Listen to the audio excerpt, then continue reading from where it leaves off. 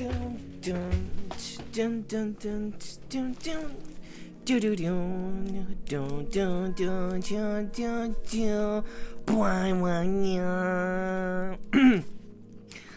and welcome back, everybody.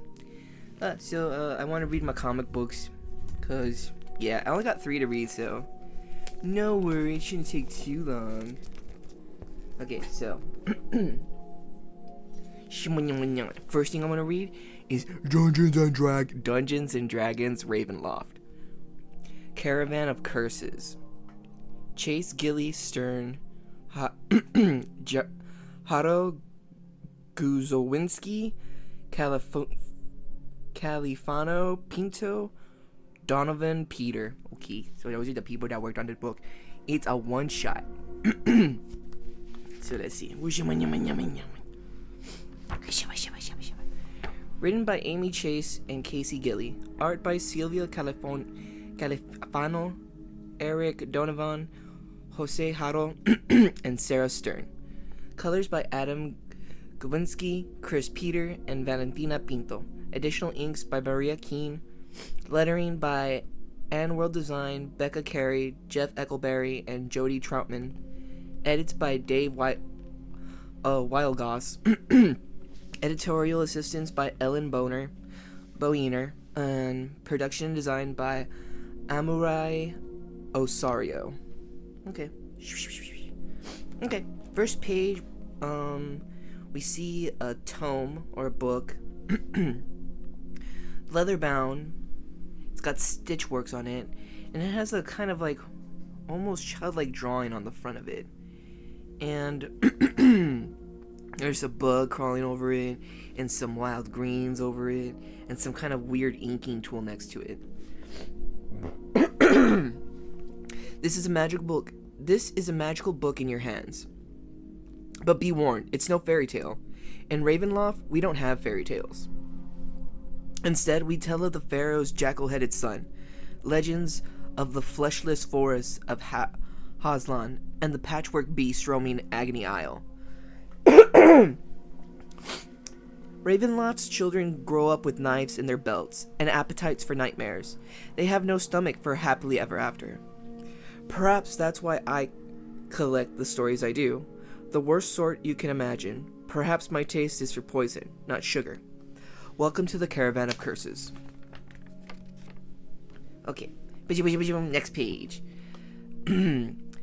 Tenebrum Woods, Dementelu.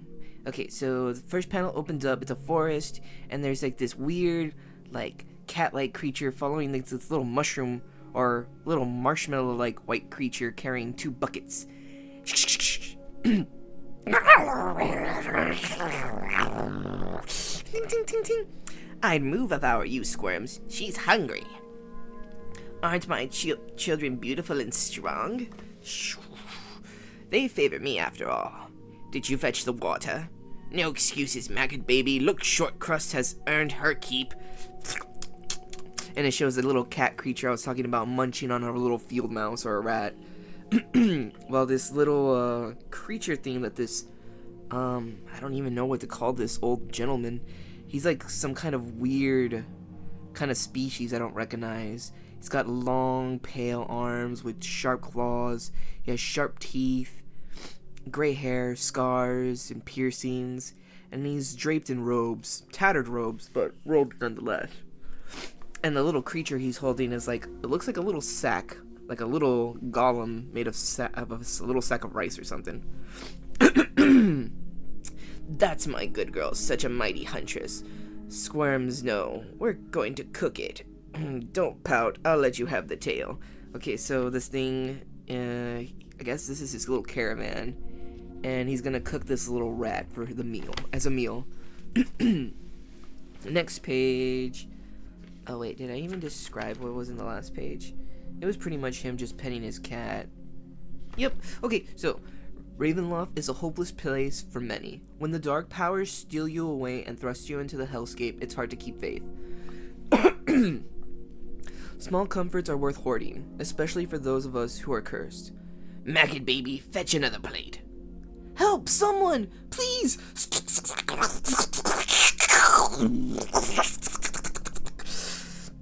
Macross, why don't you make her more comfortable? So it's this little kind of another creature I don't recognize. They're blue and they have almost like cat-like features, to be honest. So maybe they're like some humanoid cat creature from D&D. She was being chased out of the woods by a giant centipede monster, and now the little cat's coming to help her. Now let's see what's gonna do. I'd offer you tea, but something tells me you can't stomach the stuff. How could you know that? And then it shows the back. The giant centipede is being devoured by the little cat creature. So that cat thing took it out by itself. Strong cat. So it's there. The giant centipede is dead, and it's just like munching on the side of it. And this, my dear, is more thorns than flowers. Will it hurt me? In another life, you'd be my Grimishka's dessert, but in this one, she's as much a victim as you are. I'm Yelda. I've never met a Grimshka before.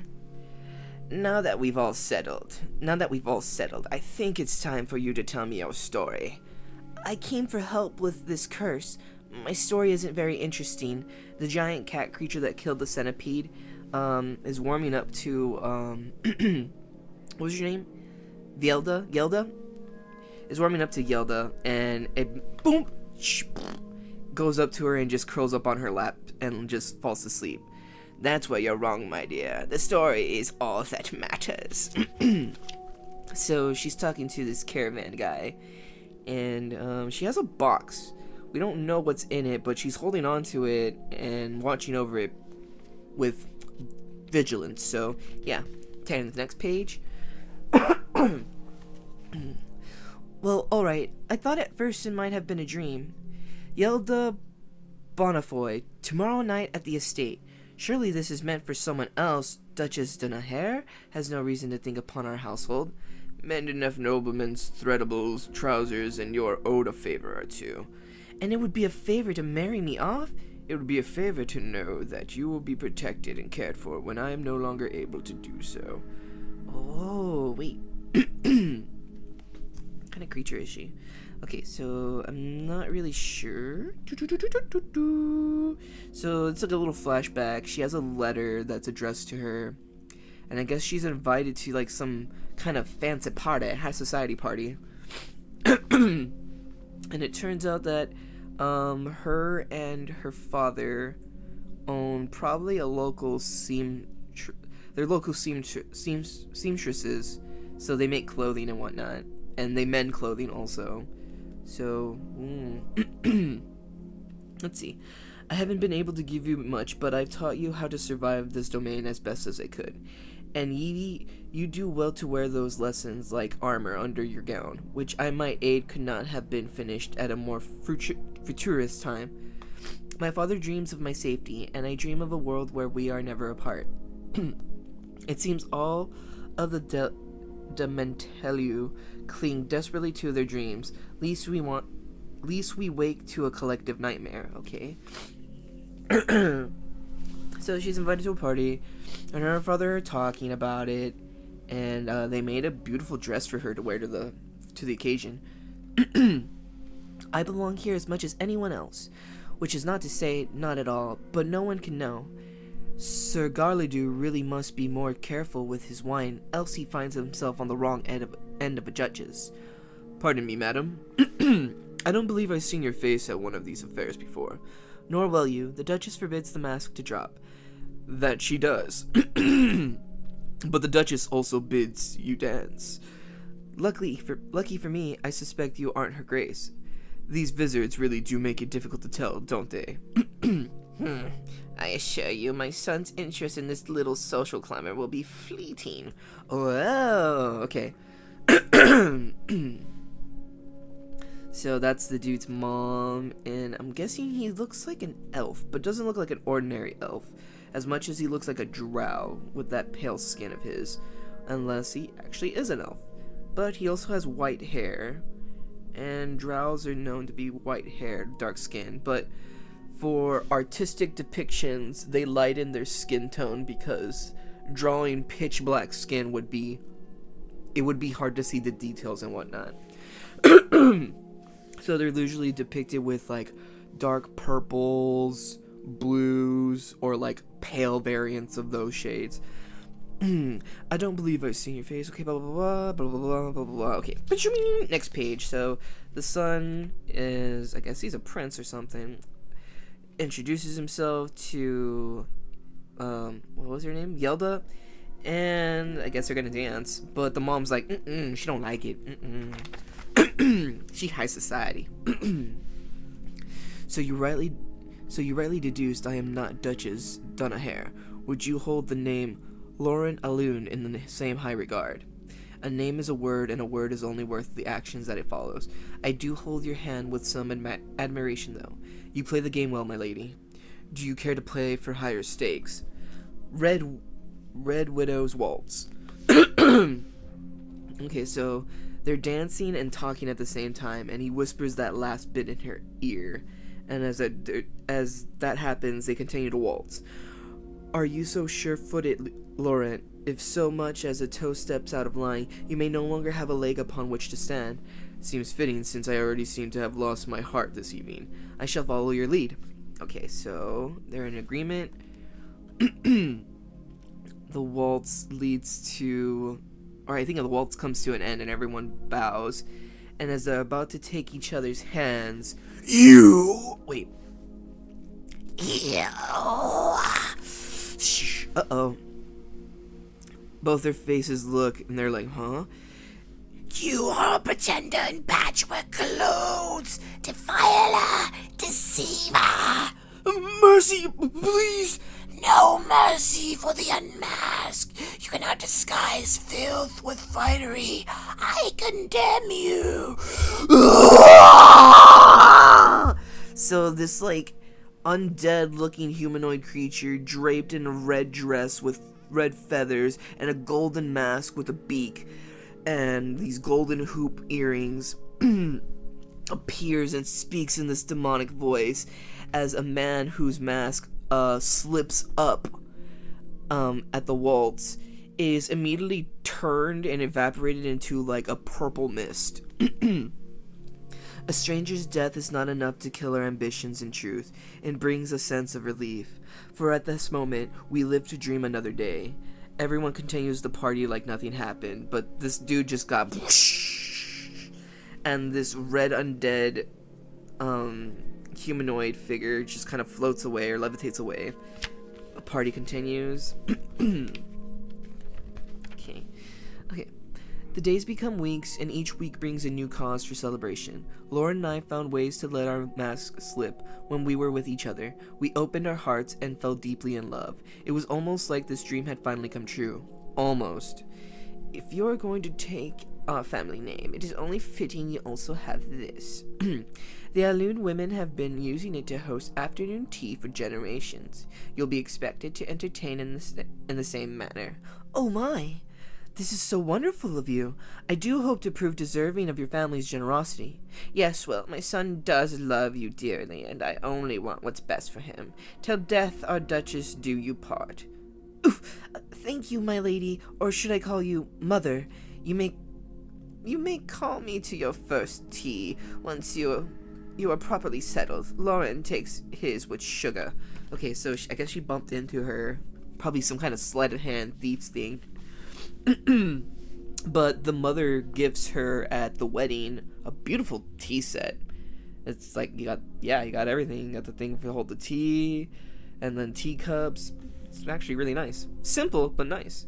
I was thinking we could go to the streets of salons and browse the exhibition of wax portraits this afternoon. Is that on the way to the Red Widow Theater? I have been meaning to stop by. Oh, thank you, my love. Okay, so she makes tea, a cup of tea for both her and Laurent, and they sit down on a couch by the fireplace, and they both sip the tea. Okay, the herp? Both of them take the cup back and look at the tea in confusion, like, what's wrong with this tea?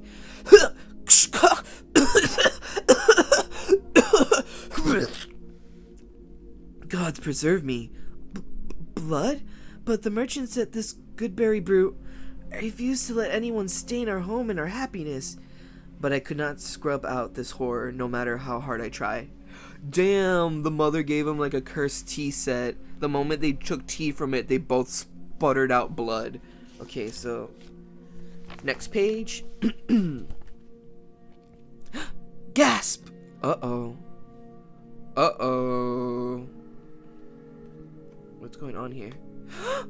The lady's gift of blood would never be cut with simple water. So... Oh. Oh. Okay, what the hell? She cursed the tea set. And, they didn't cough up their own blood. The tea turned into blood, so they spit out blood. And when she goes to serve another cup of tea, it pours out more blood. And then she pours it into a vase, it pours out blood. She pours it into another cup, any other cup, blood, blood, blood. So the tea set pitcher that was gifted to her is cursed, and whatever liquid is put inside it and whatever she tries to serve, it's just gonna serve blood. So she's freaking out at this point, and she's like covered in blood. Her kitchen is just covered in blood because all the cups are being filled with blood. And she lets out a scream, "Ah!" and she faints. In Dementalu, even our dreams become blood and ash. Okay, so she says that before passing out. On the next page, it's a panel. There's a cottage home, 2 stories, a giant spider on top, a bunch of people that kind of look like zombies that are all wrapped up in spider webs, and Yelda is running away in just like I would say a sleeping robe with the tea set, and what the hell? I don't know what's happening, but she's fumbling with it and she's spilling some blood. "You are forgetting your lessons, Eve!" And she rushes out to the dock and she tosses the tea, or the cursed tea set, into the water. And what's happening? I don't know if this is a dream sequence or what, because the color of the pages changed, so they're all like this kind of brownish color. Okay. Look what you have done to my beautiful sea. You dare to stain my domain with penury. Dare to think your cleverness would shroud your indigence. May your bones be scraped from the boots of your betters. So this scarlet undead queen with the gold mask emerges from the sea after tossing the cursed tea set into it. And from blood to ash I became, just a memory, and she turned to ash, and then there's just someone sweeping her ashes into the water. I turned the page. It was all a hallucination, a bad dream. Knock, knock, knock, knock, knock. Lady Alud, have I forgotten an engagement? If we had a scheduled date and I was greeted thusly, I would certainly cancel whatever you're doing there. I was rearranging some furniture to make room for all the entertaining we'd planned to do. How fortuitous. That's precisely what I came to discuss. I had lunch with the Duchess today, and she was simply delighted to hear that 2 worthy citizens found love under her gilded roof. She insisted on having tea here tomorrow afternoon to congratulate you both in person. I told the Duchess of our family tradition. This will be a perfect first use of your wedding gift, don't you think? Oh, evil, evil, evil, evil, evil, evil. Mother! Lauren, dear, you're home rather early. Perhaps I was summoned by discussing the most wonderful day of my life, the day you became my wife. Okay, so he goes and he's gonna, I guess, hug his wife, or Yelda, and I'll just set things right and get us some refreshments. What? Okay, so okay, weird. She closes the door behind them, and there's a freaking sink just full of blood, and the kitchen's just covered in blood. Here goes nothing. I guess she starts cleaning everything. I see she's at least keeping things tidy, which is a welcome surprise. Why wouldn't my wife take pride in our home? When a girl seeks to elevate herself by marriage, she is often incapable of the work required to maintain her lifestyle. I refuse to have this conversation again, Mother. You have no idea how committed Eve is to this family. In fact, she's in there right now trying to repair the damage your so-called gift has caused us, not to mention the embarrassment she feels. The true purpose of the gift is removing any threats to your security and station. I care not for that little opportunist's feelings. Thank you for stopping by, Mother. Wonderful to see you as always. So he pretty much knows what his mom did. Okay. He walks back in. Eve, she's gone. But she's coming back tomorrow, and she's bringing the Duchess. Lauren, her grace will kill me the moment she sees I've served her blood. Oh, no, she won't. I spent the day in the Great Library, and I found an answer. There are 3 crooked houses holding 3 crooked hags near the north of Portalucine. I heard that they can break curses, which this surely must be. Take this, pay them whatever they ask. If I go, I shall surely be spotted. But you are far more clever. Lauren, I know nothing of bartering with hags. I can't. Where is the brave woman from the ball who played the game so well? You won that round and now forever hold my heart. The players have changed, and so must our strategy. But you are more than capable of another victory. You really think I can do it? I'm staking our lives on it. But my dreams never prepared me for the steps of this cursed dance. You know there isn't. This isn't the 3 odd gabbles, don't you? And I am no common green hag. Oh, so he's a green hag. I'd wager there's nothing ordinary about you. You certainly are a smart one, unlike your husband. Speak plainly. He was willing to stake both your lives on your success, but you and I both know he would never meet the fate of blood and ash. No, I suppose he wouldn't. What would you stake, Yelda? What would you risk to be out from under the threat of your husband's mother? There's very little I wouldn't gamble for our safety. Then come with me. The green hag leads Yelda into his caravan, where he opens up a door or a compartment and invites her in. Okay. What is it that, given one, you'll have either 2 or none? I asked you earlier to speak plainly. I am poor at riddles, Crone, and too terrified to be wrong. Then perhaps you should seek help elsewhere, for while I can remove this curse, another will take its place. A choice, the answer to your riddle. Oh, okay, my bad. A choice. The answer to your riddle, it's a choice. Smart girl. My magic is quite specific and equally unpredictable. I am adept at removing curses, but there's always an unnotable residue. And that's what I must accept? The illusion of choice when really damned either way? In Ravenloft, we are all damned, and in Dementaloo, everything is already an illusion. The trick here is to know what you can live with. Do it as long as my okay, my bad. Do it. As long as my husband and I can be safe, I care not what I take on. Then it's time to bind thyself. So the green hag gives her a quill and gives her what looks like a journal. I guess she wants her to sign a signature. And then we're given a couple of panels. I don't know if it's a flashback or what, but it's a door. And Yelda's hand's all bloody, and she reaches for the door, opens the door, and she finds her husband kneeled over a corpse with a missing head and just like a pool of blood. I never questioned Lauren for blaming me. I had, after all, accepted the Crone's terms, even if it wasn't privy to the fine details. I also never questioned what Lady Elune did to enraged Duchess de Hunter. Whatever it was, surely wasn't her fault. Damn. Okay, so he's crying because her head exploded. And that was her fault because, well, the hag didn't really explain what was gonna happen. She just did her thing. Her death is now the blood I see on my hands, the blood I traded to spare ours.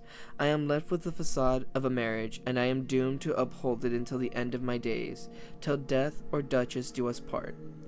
Of all the lessons my father taught me, One of them was not how to live with the ghost of love haunting your every moment. But where do you even bury a dead dream? You can't see the cruelty in his eyes, but it's there. It's his new mask, one forged in anger and resentment, one he put on the day I returned from the crone, one he will never let slip. As long as I pretend my marriage is perfect, I can live a life of safety and privilege here in Dementaloo. I suppose that's my mask. I conceal the cracks in my heart that deepen with each year. We're together, a chasm I can't ever cross. An unmendable ache to be so close and so far from what I was protecting. I traded certain death for a half-life, and every day I wonder if I made the right choice. Yelda Aland. Wilder sung woods. Karatakas. Sing of the trees, give voice to the breeze, stave off the bloom of doom, while the wise sing their song. Okay, wait. That's a song. Sing of the trees, give voice to the breeze, and stave off the bloom of doom, while the wise sing their song. Guilty necks stretched long, and to walk these woods without answering the song is asking for a swift death. Oh, I see you mean to die, but now that there's an audience, perhaps you've changed your mind. Okay, so that was the end of one tale. I think that was the end of Yelda's tale. So we're back to the green crown, or the green hag, and she's trotting along on her cursed caravan, and she's found like an elder elf who's being entangled in tree branches and roots. And yeah, she was singing the song. Oof. Okay, so okay, so I guess she helps him out because the old elf falls. It lands on his back. No one knows the end of that song anyhow, and yet we join the chorus all the time. Isn't that the beauty of this strange life? What do you know of beauty, crone? Shall we show him dumplings? Okay, so that's her with her little cat and her little sack man.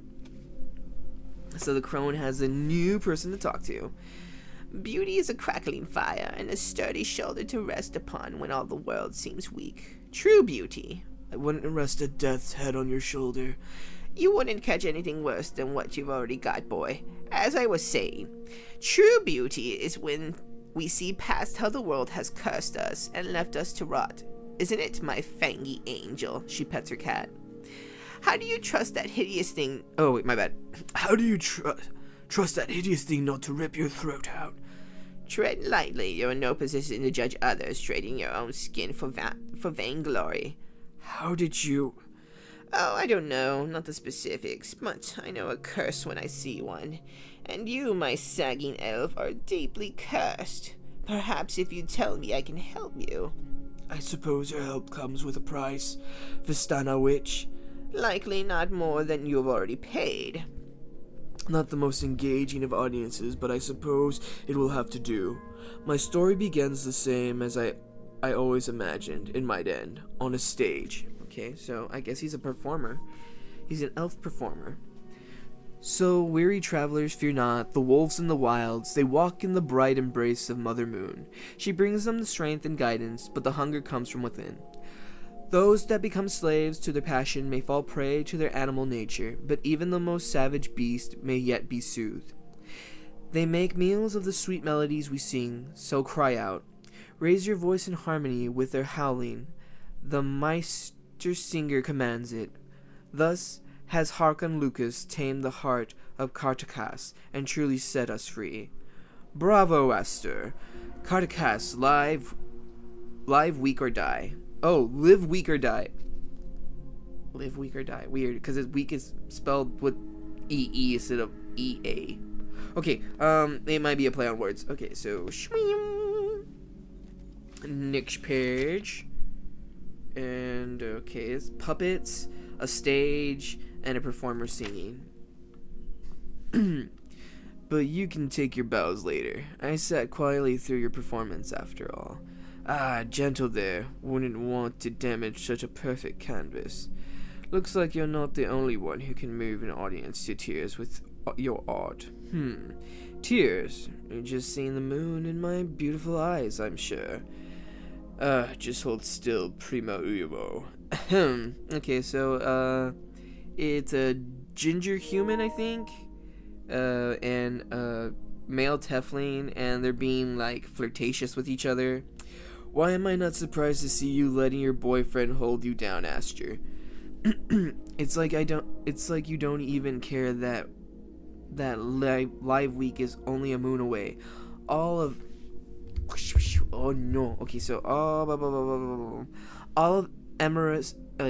Amherst is busy preparing, and I find our supposed star lying prone beneath the Pronoscum Arch.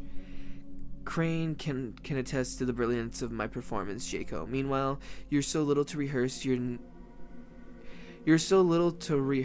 nipping at the heels of artistic giants. The only thing giant about you is that ego. I'm almost certain it could eclipse the wolf moon, but please, have your fun. My star is rising, far brighter than the shadow you think you cast. I heard the Crystal Club is even sending scouts to find fresh talent. Oh, but they've never asked the great Aster to play, have they? Oh no, it's a ginger elf. Okay, so ginger elf. Fresh talent. A whelp like you is more like fresh meat for the critics. Better than the husk of ancient carrion even beasts wouldn't deign to chew on. If I were you, I'd use my time more wisely. A songbird caught peering is given no encore by the hungry wolves. Good night, gentlemen. Okay, so dude came in to be a douche, and then he leaves, and I guess him and this guy and his boyfriend just go back to talking. So much for a little friendly competition among fellows. Don't let them get under your skin. These newest Amherst pups are all bark and no bite. Unfortunately, there is no course that teaches respect for the betters. But he wasn't wrong about Live Week approaching. I am leading the performance after all. The town is my stage, and the stage is my territory. If you really must go, I won't keep you, but would you truly deny me my perfect canvas? The tattoo is nearly finished. Oh, so he was tattooing his chest. Okay, so fine, but be quick about it. I'd hate to lose one more precious moment to that overstepping understudy. I wish you would slow down sometimes. Don't worry about Jaco or the Live Week. Just focus on your art. It's what first drew me to you, and for the ways your words have touched my heart. I thought it only fair to return the favor with my own craft. And your ink will endure long after the stage has had its fill of me. I shudder to think that each day I grow closer to obscurity. You will never be obscure to me. Would that it were enough for your appetite. Would that my appetite were as simple as yours, Crane. Our realm devours ambitions. The bones are sucked clean by rivals, and I seek to choke them all. Man, such Shakespearean speak. Then consider this fortification against those who would prey on you. Let this stand as a monument to my love, which is free from the fickle etiquettes of our home. Someday, when others fail to see the ways time has honed your beauty, I will be there to love you wholly. Okay, so he finishes tattooing him, and I guess it's like a magical rune that he tattooed to his chest, because now it glows. And without the competition of your audience and ambition. Okay, and the two lovers then just kind of cuddle and rest after he finishes tattooing him. And it goes on to the next day.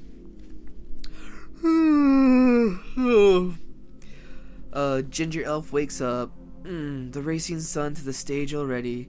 Stay with me a little longer. The earth may give sleep to the dead, but it certainly doesn't agree with a star performer. I need to get a rehearsal. I must lead by example and show the city what a true professional looks like. So he bids farewell to his boyfriend and he gets dressed for the day. Don't worry, there was no like gay sex or anything. They literally just fell asleep there and they're awake now and he's just getting dressed to start the day. But don't worry, he's also not butt naked. He's just not wearing his shirt. Anyway, he puts his shirt on, puts on his little cape, and he has his belt and waves his boyfriend goodbye. Look who finally decided to grace us with his presence. Heavy as the head that wears the eye bags, huh? I'm flattered you've prepared a monologue for me, and you almost sound believably imperious. My advice, keep practicing and save it for the scouts, pup. You know, some would kill to be in your position, a whole pack waiting to tear down the lone wolf. Go on then, the village is your stage, but you ought to watch where you step. How mighty are we that we might give birth to new realities. Simply through our words and deeds. Art is our magic. Here, where one might become other than he is. A pauper might claim a king's crown with the right speech, and a beast might walk on 2 legs and say he is a man. But we must not lose the truth. Underneath it all, no matter how far we stray into our given roles. Okay, so that was him playing his little part in the play. This won't do. Perhaps someone has a salve for this shallow complexion. Oh, he has acne. Yeah, hilarious. He's like a young-looking elf, but he has like some mild acne. He just needs Clean and Clear by the Johnson Company. It's like a morning scrub that I use every morning, and it actually helps with breakouts and acne. Should my role have an accent? I haven't considered it, but it's not too late to practice. I was thinking something dignified, yet foreign, perhaps Barovian. What if I said to just be yourself? Do what comes most naturally. Emerus doesn't want Aster. I'm known for the parts I play, what sweet deceptions I give to the audience. This realm will take whatever it can from you. I'm watching it take your joy and your strength. Would it kill you to take a step back? With the dogs waiting to fight over my scraps, it just might. I'm going to bed. Okay, so him and his tiefling boyfriend have a somewhat, argument, because he's just like, hey man, like, don't let it get to you. It's like, you're stressing over stuff that you don't need to stress over. It's like, just continue being you. It's the reason why people love seeing you perform and stuff. It's just like, don't overthink it. Don't try to overact it. It's just like, just keep doing what you're doing, bro. And don't let the little douchebag be like, little gremlin. Okay, so next page.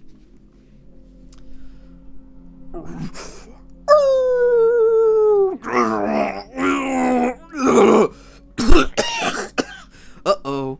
This ginger elf, he's also a werewolf.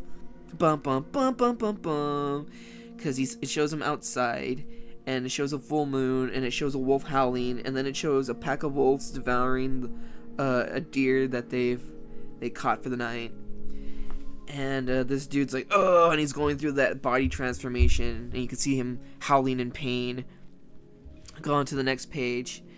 His tiefling boyfriend is out on the city and plaza. There's performers performing, and he goes and enters this giant barrel that seems to be a secret entrance to a secret place. Well now, what brings you to the understage? It's reserved for performers only. Has Aster finally sent you to concede his role? I don't know what it is you're doing to him, but this needs to stop. Me? I've done nothing. Why are you suggesting he cannot handle the pressures of stardom? Enough! He's fallen ill, and I just know you're hell-bent on undermining his performance in this season's performance. I remember to send flowers to his deathbed. It's the least an actor deserves. But we are pack animals here at Emerhurst. If he's too weak to join our hunt, then perhaps he will become the prey. Dun, dun, dun, dun, dun, dun, dun, dun, dun, dun. Uh-oh, I think these guys also might be werewolves too, because they have an evil glow to their eye as he says that. Dun, dun, dun, dun, dun, dun, dun, dun, dun, dun. Next page. Okay. The following weeks should have been among my proudest, but instead they were overtaken by a disastrous decline. And here we gather, brothers, from Harmonia to perhaps you ought to rest and reconsider the length of the speech, dear boy. Uh-oh. So he started to age. You're smaller than the last fitting. Shoulders narrower, biceps leaner. Your frame seems languid. It takes strength of mind and body to hold an audience's attention in these parts. Bum bum bum bum bum bum bum bum bum bum. Revel in ruin, bane and boon. Fortune rises and falls with the cycle of the moon. So it shows them partying and drinking, and he's there falling asleep. His hair went from a really bright, lively red to a gray, and his acne now disappeared, and it's just, age lines. Excuse me, if I could have a moment. Excuse me, Sir Emerus. Oh, wait. Excuse me, Sir. Emerus is currently not permitting visitors. We would gladly welcome you back next week. No, I am your star performer. I can still go on. The School of Living Theater has no place for someone so close to death. Damn.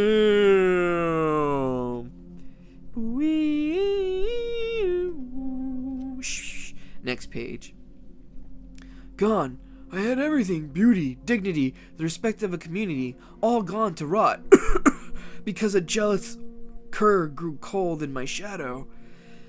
But you are still my Aster, my star. If there is nothing else, you still have me. Is that not enough? This mark is my promise to you, one of love and loyalty. And that's the tattoo. I often dreamed of our future beyond these cycles holding us captive, and we will find a cure for this affliction, I swear it. What is it? Wolves! Wolves at my heels! Oh my god, they are werewolves. Dun, dun, dun, dun, dun, dun. Oh no, he's hallucinating. Holy crap. They put a curse on him. The beasts have come to take everything from me. The beasts are in your mind, love. You are safe with me. Aster, come home. No, stay back, monster! It's always sad when they finally snap, but I have to commend him. The fool still knows how to drum up an audience in his addled state. Damn, so this guy did curse him. I won't let you take me. Worms and wolves to devour us all. And thus ends my tale of woe. Okay, and wow, okay. Now we go, that was a flashback. Now we're back to Aster and the Green Hag. How do you rate my oration, Crone? Not as highly as I rate your paramour's wild magic. Crane would never. He is no sorcerer. There are no dragons in his lineage. I dare say there were, or he was simply touched by chaos, because the spell he carved upon you is as powerful as I've ever seen. Love is an unpredictable spell component, Aster, particularly when combined with the fear of being abandoned. I do not think he intended to cause you harm. And yet his intentions have left me scarred and ruined. Oh, so the tattoo he gave him activated wild magic. So, ooh, it was just, oops, wild magic. Dun-dun-dun. You must undo this, you... What have you done to have a love so devoted when mine has left me ragged by time I've not earned? Oh wait, by time I've not earned, what have you done to earn? What have you done to have a love so devoted when mine has left me ragged by the time I've not earned? I stole her. Wait. Yeah, this is the Green Hag. I stole her from a Lamordurian laboratory, a vile place where they took beautiful creatures and corrupted them for their own amusement. She tried to kill me for the first year we were together. Didn't you, Short Crust? It's her Green Crone petting her little cat thing.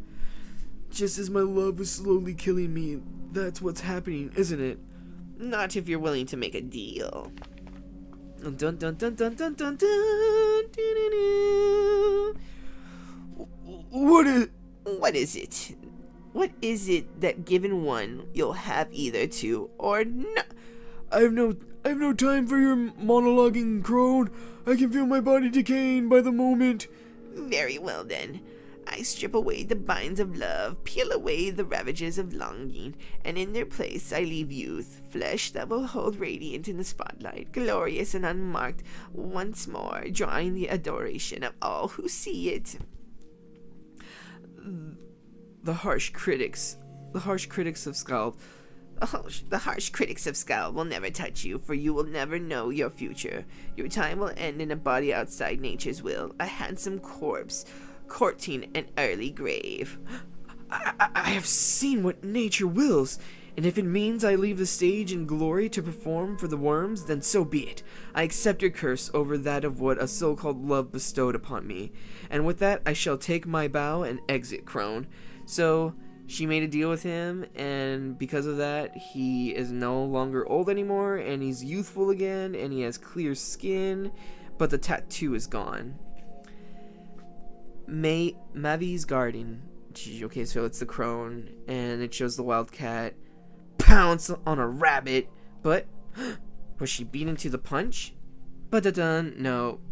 So this thing killed the cat killed this rabbit, and there's this human lady trying to fight the cat over the rabbit, but then the cat thing just slaps her across the face.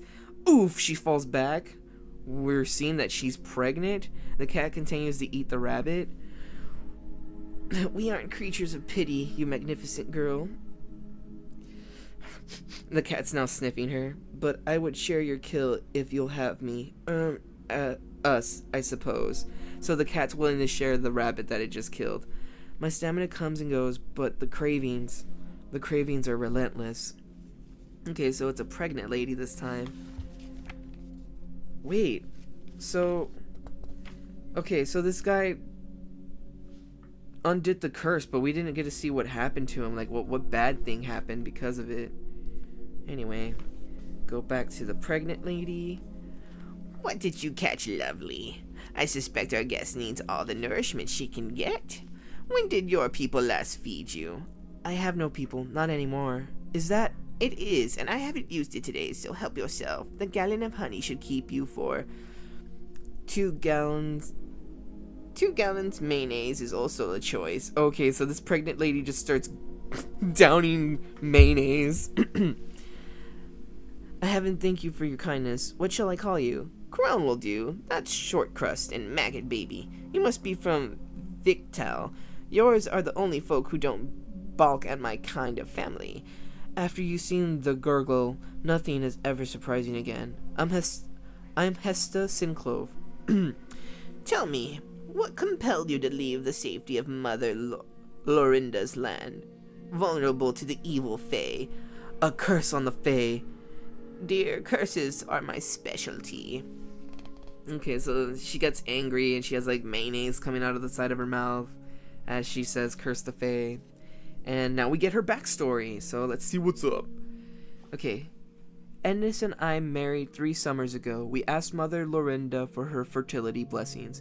We knew the odds, but both of us desired children. She favored us with land, a home, and an invitation to ask about a child the following springtide. But the next spring, we were told to ask come winter. We were favored with more waiting, tithe after tithe, with no satisfaction. I was becoming desperate. And when you're desperate, you'll cling to any hope, even if it means striking a bargain with one of the Fae. I offered her a syllable from my own name, the memory of my first kiss, but she only craved one thing, a child for a child. As it happens, cravings are a nasty mistress, and so are the Annis hags. Lynette and I were born sisters to different mothers, and we had idyllic childhoods, better than most in Ravenloft, shielded from the worst dangers by Mother Lorinda. We grew up in peace and freedom, dotted on by our parents and ignorant to the horrors that were hidden in harmony all around us. Okay, weird. Oh, we followed the rules mostly, but I don't think we ever truly understood what they meant. We celebrate 4 tithes a year to welcome Mother Lorinda's newest child, who also has particular cravings. Cravings satisfied by having plenty of outsiders in the fold. You must understand that to a child of Victal, an outsider is no different from wild game.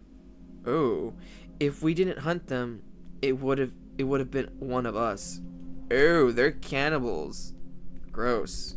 Okay, so turn the page. The tithes may seem brutal, but Mother Lorinda always shrouded them in beauty. Harvests were magnificent. We could pursue a future worth celebrating. We could seek companionship, marriage. Where else are you safe to dream of these things? But Lynette and I were already the echo of the other's heartbeat. What love could have been more perfect than ours? We both knew we'd marry eventually, if only to have children we could raise as sisters from different mothers, close for the rest of our days. But those days were numbered. Okay, so weird. They're like some kind of weird cult thing, and like they both have husbands and they both have babies, but they like still love you. I don't get it. Weird. It is like a cult. Okay, Lynette was wed the summer before me. Mother Lorinda accepted her petition for pregnancy immediately. Of course, the price was quite high. Oh God, did she just poke her own eye out with an arrow? As her body grew to welcome her daughter and her new duties, I felt starved for my sister.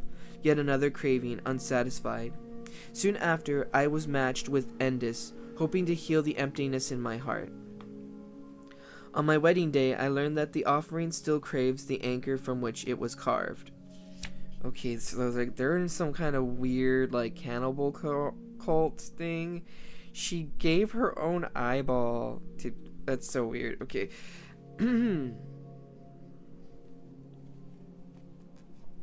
Okay. Oh, they both gave up an eyeball. Okay, so they're married, they're having a meal. Oh, wait. Oh, that's another woman. And she's flirting with her. Oh no, so she sees this and she's getting sad. Okay, so she passes by a market stand and she buys something that looks like some kind of root, or maybe it's an item that's a curse. You might think it would have been easy to offer up her child for one of my own after all that, wouldn't you, Crone?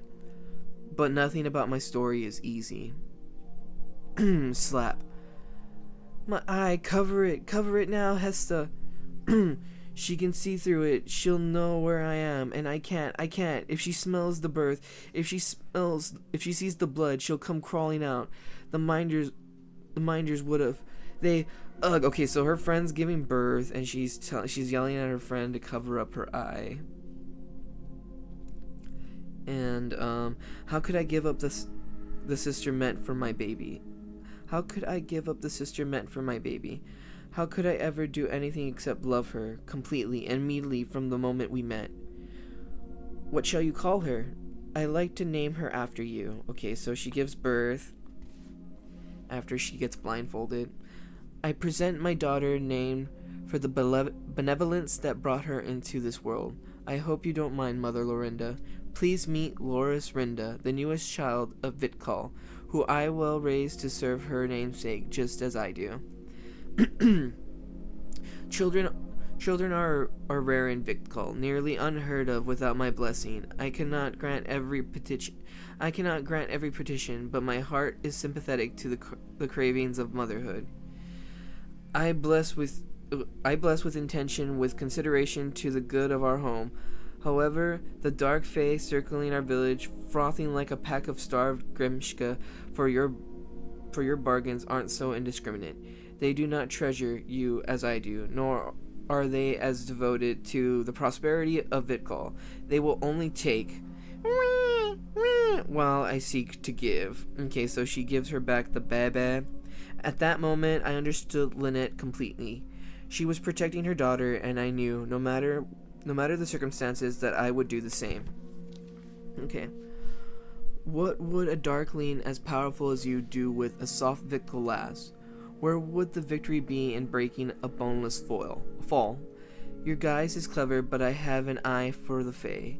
You seek a spirited little one to corrupt for your amusement. What good would that tow-headed pudding do? Why, it'll be years before she can even strike a match. What if I brought you proper game, an outsider child, older, rangier, capable of true destruction?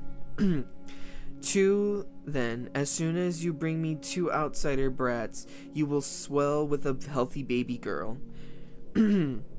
Try as I might, something was off. Perhaps my hunting skills had atrophied. Perhaps for the first time I realized that they weren't prey.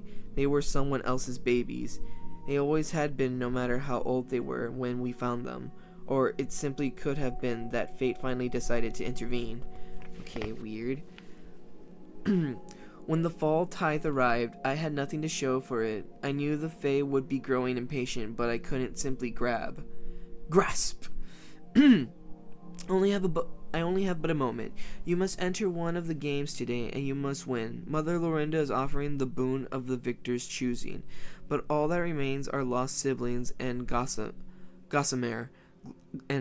Glutton. I don't think I could identify anyone by their hair alone, and I know, it's a vile game, the crunching. You can do it. What are a few moments of revulsion in the name of your dream coming true? Just tell yourself that you're really, really hungry. I'm really, really hungry. By the time I sat down, it was true. The ache inside me was greater than any hunger I know. So when the gamekeeper asked, I didn't even hesitate. Challengers, who's ready to eat? I am. Oh, God. Wait, what did they eat? Why are there, like, skulls and okay, what's going on? Okay, it is a weird cult. I had never devoured anything so ferociously. She's eating bugs. I wasn't yet pregnant, but they were my first craving. Every bite brought me further from the Fae's bargain and closer to a success I could stomach. The tithe token was a testament to my appetite, left unsatisfied no matter how many moths passed my lips. Okay, she's eating moths. The thing about pregnancy is, as much as I chased it, begged for it, fought for it, and nearly killed for it, no one prepared me that I'd have to do all those things to survive it. When I wasn't ravenous, I was retching. The rest of the time, I was sleeping and weeping, all of which the healers assured me was very commonplace. Even the cravings, they said. Of course, I didn't tell them everything I was eating. I cannot imagine that this is what the books mean when they discuss nesting urges. I am providing for our daughter. Things got worse. I got worse. What the hell is she eating? And no matter what the doctors told me, I knew something wasn't right. What was inside me? Was it even human? Or was Mother Lorinda's blessing actually a curse? So I think she couldn't stop eating bugs? I have no idea. Weird. Okay, next page.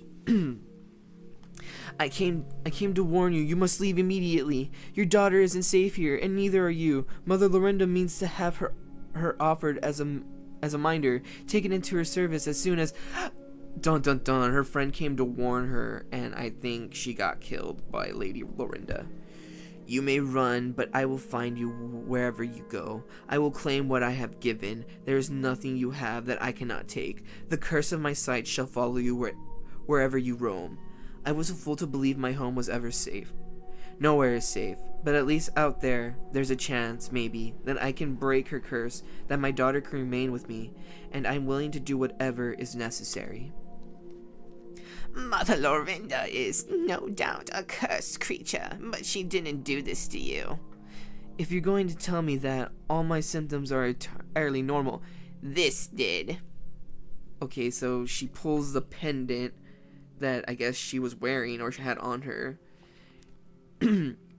That Fae didn't like you finding a way around your bargain. Then my baby is... just fine, probably, as far as babies go. Don't care for them myself. They all seem a bit cursed to me. I left Victal for nothing, then? I ran because of a silly dream, and I can't go back? They never let me. Those dangers aren't a figment of your imagination, little mother. I've no doubt your child would have come to harm. Mother Lorinda's bargains are no better than the Fae, but perhaps mine will be. I am not known for my kindness, but sometimes when the mood takes me, I have been known to be strategic. Do you trust me? I'm listening. So is someone else. The old crone shatters the pendant that had, like, a moth within it, turning it into nothing but, like, magical dust. Shoom. Foosh. Little, what she calls him? Little, worm bag. Little worm bag gets blown away with a little piece of paper in his face. Oh, there we go. Very good, Squirms. Bless Isola for still listening. Fancy a bit of revelry, Hesta. The carnival bids you welcome. I think I've had enough of festivals for one lifetime, unless you mean for me to join the sideshows. Perish the thought. The carnival provides refuge for those willing to lend a hand, and more importantly, Mother Lorinda cannot follow you there. There's no telling where they'll settle next, but they are not bound by the borders of the mist, And why would you help me for seemingly nothing in return? because at this moment I am weary of suffering and I can't afford to do something about it. A price was paid for this help, little mother, but not from your pockets. Besides, I'll hardly notice the cost. I've already paid a lifetime's worth. Okay, so this pregnant mother escapes from like this crazy cult, and her baby's fine. Magic item that actually gave her the curse is destroyed, and it was the token that was given to her for winning that challenge they had to just eat moths. Oh wait, no, it was given to her by the Fae. Didn't like her finding a way around her bargain. Okay. Never told me the cost up front, never told me nothing, but I wanted to hear. Make 'em watch longer, more coins in my pocket, more food for my... Didn't even think twice. I was never afraid. 1,000 curses owed, 1,000 bargains to make, 1,000 relics to collect. Can be as fast or as slow as you make it, they said. My choice is my choice. Watch 'em suffer, or shoulder their burden. My choice. Oh. So this green crone, or hag, is a male, and he used to be a showman of some sort, but then he took this curse upon himself. Huh, strange. Interesting, but strange. Next page. The carnival called home. It has been a lich's age since I've had Aveline's fried spice bread. I can practically smell the oils on the wind now. Better than the bristling fat of the gurgle. Thankfully, I find my stomach quelled against the temptation. You'll soon discover the carnival is a succulent feast for all senses. Keep your wits about you in the Litwick market. It's always full of fae. Potent love potions for the low cost of your shadow. Taroka greetings, what say the spirits tonight? Guard against bad dreams, bring back lost memories. What are they worth to you? Can it be? Has your prodigal performer returned to us with yet another stray in tow? I missed you, little ones. I miss you, little ones, too. Come, come.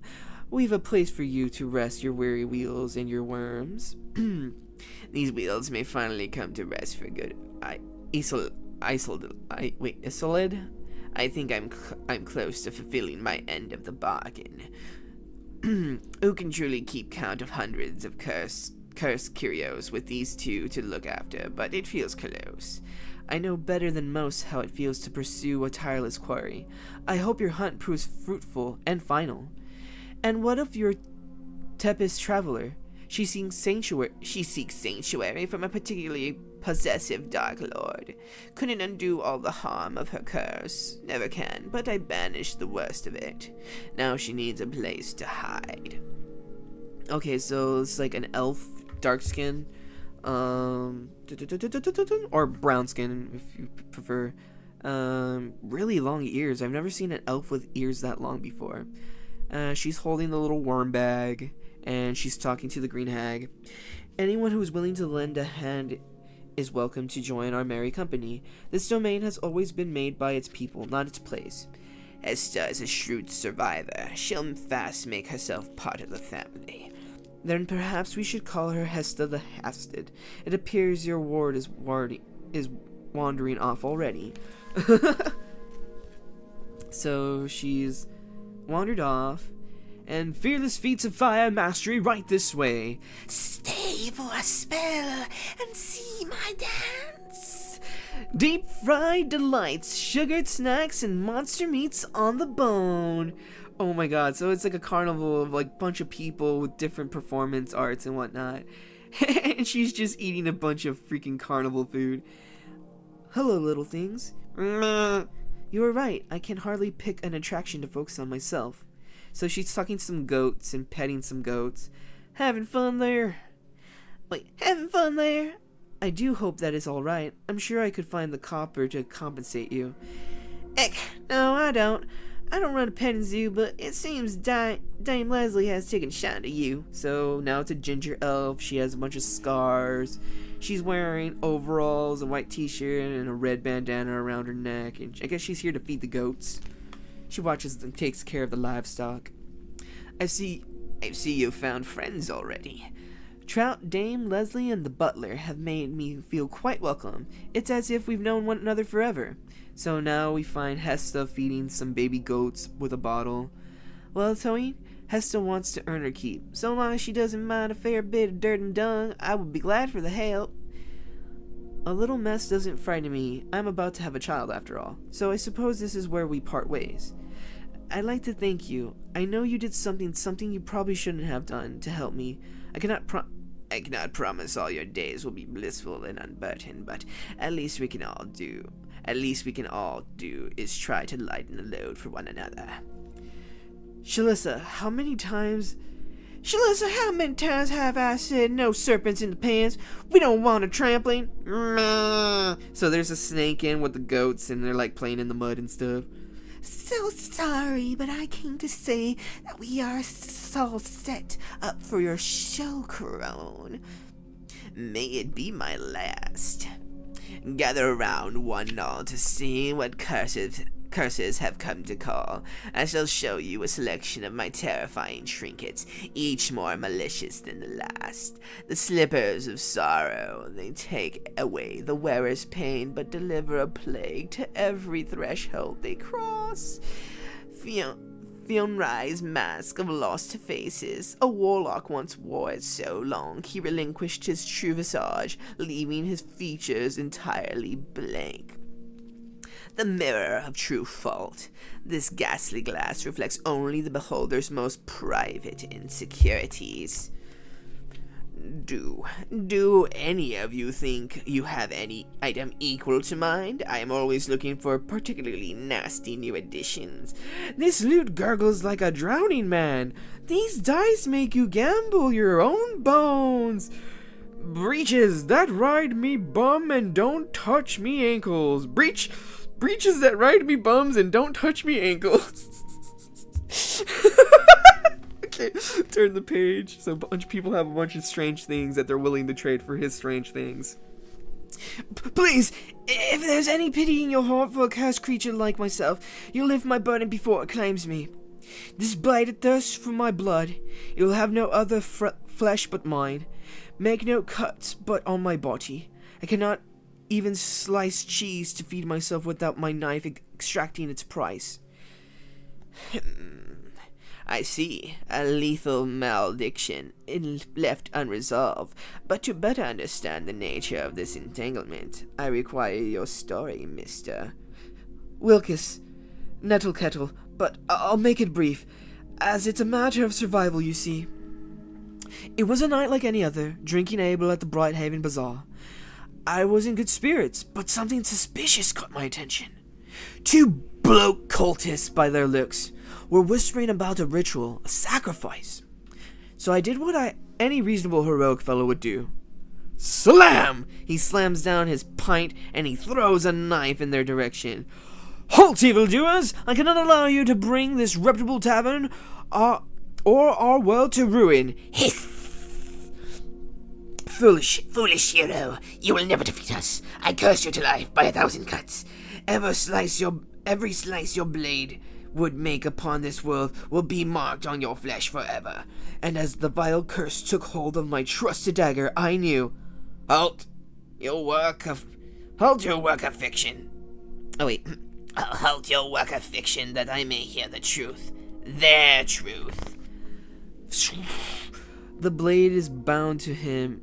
The blade bound to him is a blessing to all who would be his victims. Murderer, monster!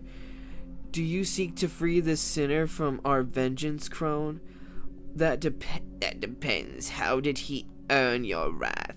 He brought our ends with that blade, and if left unattended, our ranks would only grow. We cannot undo our deaths, but we seek to prevent more. Are you bound to the knife? No, to the curse. If that is broken, we will never rest knowing he goes unpunished, unrestrained. You should not have to tether yourselves to ensure he is brought to justice. If I break this curse, I promise his punishment will be worse than you could imagine. Knowing he will live several lifetimes in suffering of displacement, of carrying a heart sick for its home, could you and your sisters rest then? You who understands the price of this pain, if you promise his torment then yes, we could rest. Wilkes, what is it that given one you have either two or none? Oh, you mean to free me? What must I do? Answer my riddle. It's a choice, that's the answer, isn't it? What must I choose? Do you wish for me to remove this curse, even if... Yes, more than anything. Then it is time to bind thyself. 1,000 curses paid, 1,000 bargains made, 1,000 relics collected, and I satisfied the dark magic that has held me in now. Wilkes Nettlecettle, you shall take my place. Dun dun dun dun dun dun. I was innocent. I know that now. Now that I've seen all these years of true evil. And Ravenloft, a curse broken is only temporary salvation. From the Dark Lords to the lowliest drunkards, we all share life in an insurmountable shadow. Figured I'd have to pass this curse along someday to sentence one more soul to a form of damnation. I told myself it would be to someone deserving. For what he's done, I gladly bestow it upon him. May he never know peace as he becomes. The Coachman. And what will I become in these mists? Do they remember who I was before the crone? Will they help me find her now? I've collected the stories of others for so long. I cannot help but wonder what is left for me. Shh. Short Crust, come here, girl. I see. Your hunt has finally ended. How many years has it been? Too many. Enough to have forgotten my own voice. There's so much I don't remember, but you remember how to get home, Zeal? We're moving on today, towards Borica.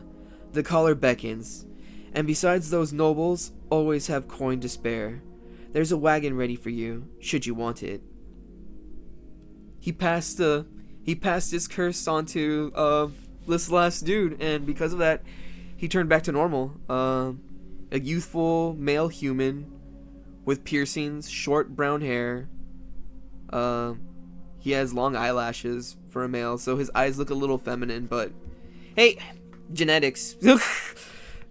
And he's in his tattered robes, but he's back in his human form, and he takes off with this really long-eared elf or fae, who has this badass flame sword, by the way. Okay, say it again. Can I truly return after everything? You and yours are always welcome. It's the carnival after all, and you were born one of us. And no matter where we roam, our misfit edges will always find their match. Even edges sharpened by pain and vengeance? I know you will have your peace someday, friend. Until then, I implore you to guard yours fiercely, for all our sakes. Now I have some business to attend to before we depart. Best of luck, Zeal. This may seem like a happy ending, but be warned, it's no fairy tale. There are no fairy tales in Ravenloft. But there are moments where darkness rescinds, and we can seize the thrill of dawn. And when the light is bright enough and the company is warm enough, it's easy to forget that we were ever part of this caravan of curses. The end. Punk Goes Ninja, Teenage Mutant Ninja Turtles, Janica, the 5th turtle. Oh, and he has Wolverine claws. Nice. Shoot. Dude, this was a good one shot. It was just a bunch of tales of woe and like sadness, but at the end, the person who was exchanging these curses and, helping some people, screwing over other people. This was good. This was a good one shot. Dungeons and Dragons, Ravenloft, Caravan of Curses. I'm kind of glad that character broke his curse, or her curse. I mean, to be honest, when they showed the shadow, it showed very masculine features. It showed broad shoulders, arms, legs, and it even showed like a big, strong chest of a man. So yeah, he's totally a dude. He just has some girly looking eyes. Which is okay because I have long eyelashes, and that was because of an accident. What was it? I think I was shaving one day. It's actually a funny story. I was shaving one day and I wasn't paying attention, and like I moved the thing and you hear zip, and I was just like, oh no, I'm like, what did I shave off? I thought at first I shaved off some of my hair, and I'm like, no. I thought I shaved off some of my eyebrow, no. And then when I finally looked in the mirror and I looked close enough, I was just like, why are these eyelashes shorter than the eyelashes on my other eye? And I was just like, oops. And because I did that, my eyelashes grew longer than they were originally. It's fucking funny though. Oh my god. Okay, well, that was a good comic. This was a fat comic, bro. $10 for this one shot, but how many pages was it? Are they numbered? Boo, it's not numbered. But it was a lot of pages, and I think all the ads were at the end, so that's a good thing. It gave me nothing but comic pages. It saved all the ads for the end. Genius. Whew. That was that comic. That was, man, that was a good comic. I felt like I was telling scary stories from D&D. That was cool. I would love to read more of stuff like that. That's some good reading right there. Okay. Whoa, what?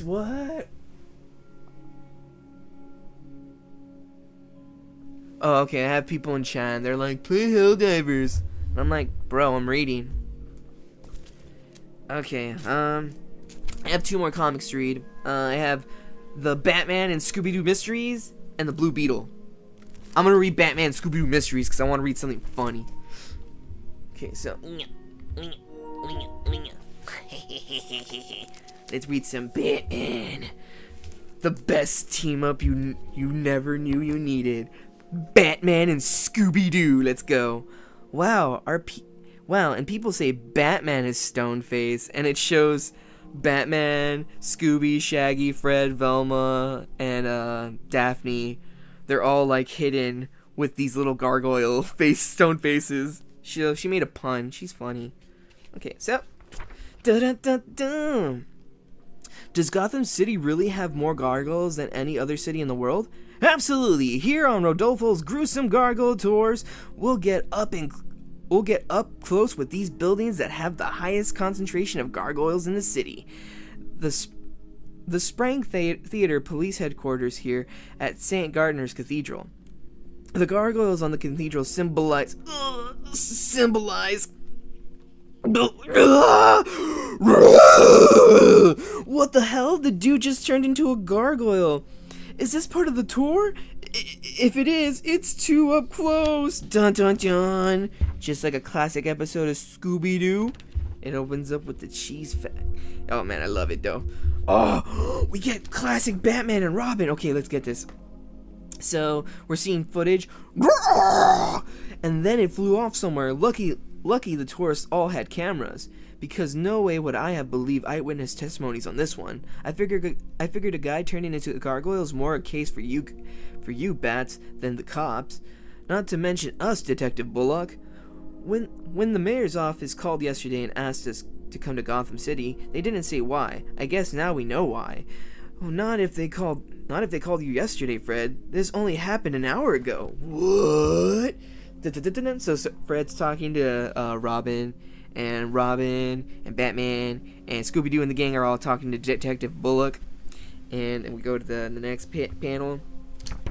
Like, you mean the city's also got like some monster? Guys, let's worry about one monster at a time, okay? Yeah, focus on the gargoyle guy. You mean grotesque? Sure, he's grotesque, he's a gargoyle. No, Velma's right, Detective. Bullock, technically. Detective Bullock, technically a gargoyle. Gargoyle has an open mouth and serves as a rain spot on the edge of a building without a rain spot. It's called a grotesque, not a gargoyle. It's funny that our tour guide Rodolfo called them gargoyles too. You'd think a tour guide would know better. He was probably using the more common term for the sake of the tourist. We don't have to call that freaky fly or anything if we split before he comes back, or like, before Scooby and I turn into them, right? Take it easy, Shaggy. There's no reason to think you or Scooby would transform, although that is usually how these things work. Well, if you see any monsters, Daphne, call me Officer Bill Pratt. I'll protect you. Fred says with a scary look. Actually, I'm the one who usually protects people from monsters, but it's kind of you to offer. Fight on your own time, rookie. The point is, whatever you want to call these things, it just ain't possible for people to turn into them. Yes, sir, Oh no, the rookie turned into a gargoyle. Gargoyles just want to have fun. Mayday, officer down. I mean up. I mean off. Forget it. Help. Okay, maybe it is possible. The rookie, the gargoyle, the grotesque. It's getting away. Not this time. Following it might give us a clue to this mystery. See, I knew this was a case for you. While you fly around your belfry, I'll check inside the station house to make sure there ain't any other cops growing wings. That leaves us to do our best to follow the grotesque on foot. Follow? Can't we, run really, really fast the other way? Keep a sharp eye out, Robin. There's no telling where it's gone. Huh. It couldn't just vanish like that, could it? Meanwhile, Scooby-Doo and the gang turn a corner around the building, and they're running past the bus stop. Any sign of the grotesque? No, just the statues on the building, but maybe one of these people spotted something. Excuse me, did any of you see a grotesque fly by? A grotesque what? Oh, no, just a grotesque, like a gargoyle? A gargoyle flying? Gargoyles don't fly, they're statues. Everybody stay calm, don't panic. I'm a trained professional, I know what to do. Oh my god, this lady was just talking about gargoyles and she just turned into a gargoyle. What the heck is going on here? Freddy tries to remove the mask on her face thinking it's a mask, but she actually legitimately turned into a gargoyle. Now can't we panic? Offhand, I'd say for sure, take cover. Or take the freeway out of here. Yikes! Not this way, Scoob. Wait, not this way either, Aggie.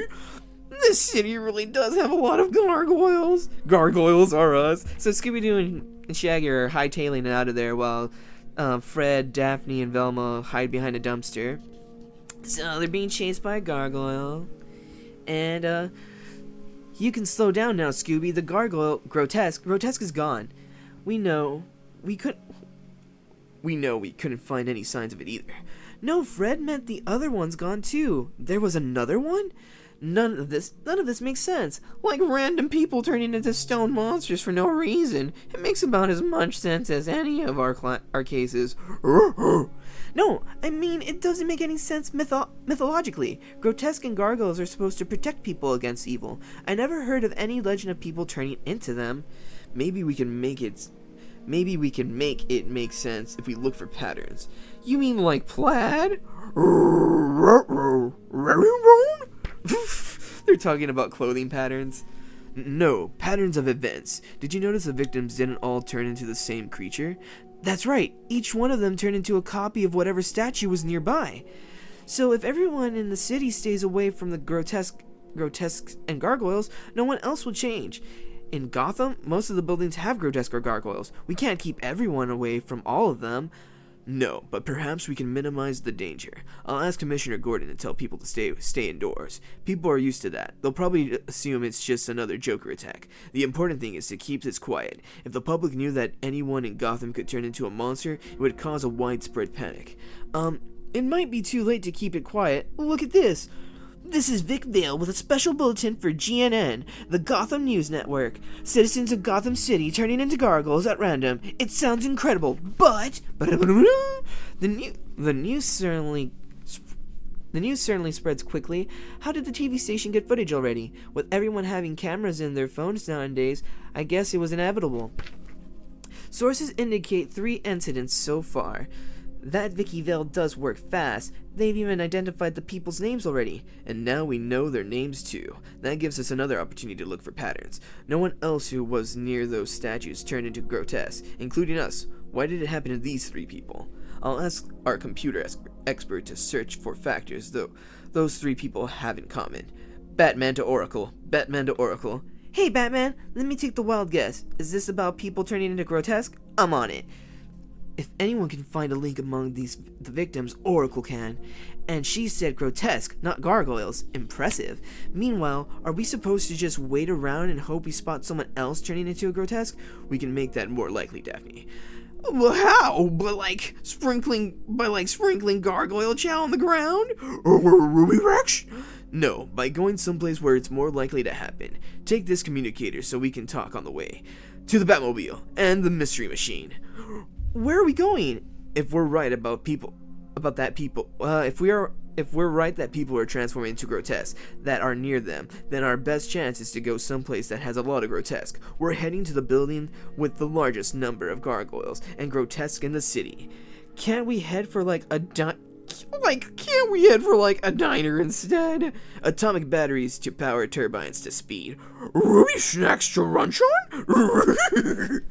Okay, so boom, they're taking off. Dun, dun, dun, dun, dun, dun, dun, dun, dun, dun, dun, dun, dun, dun. Batman and Scooby-Doo teaming up to fight the bad guy, kicking them in the nuts. Batman and Scooby-Doo.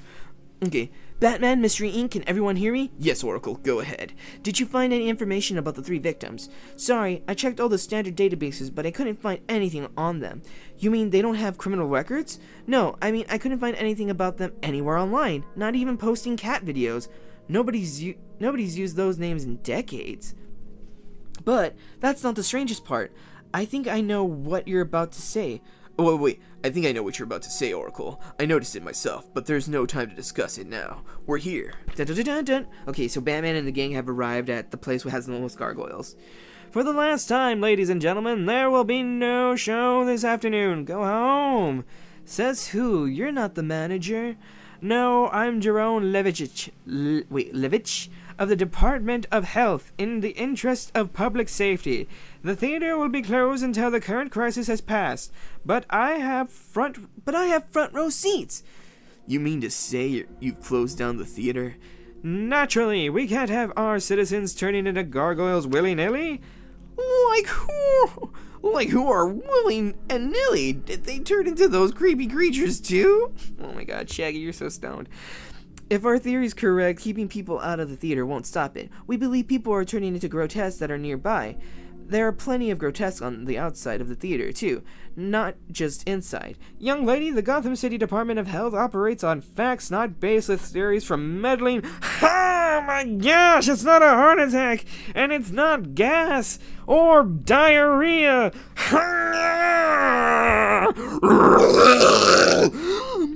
Like, why is this guy changing? I thought he was Jerome, not Willie or Nilly. Raggy.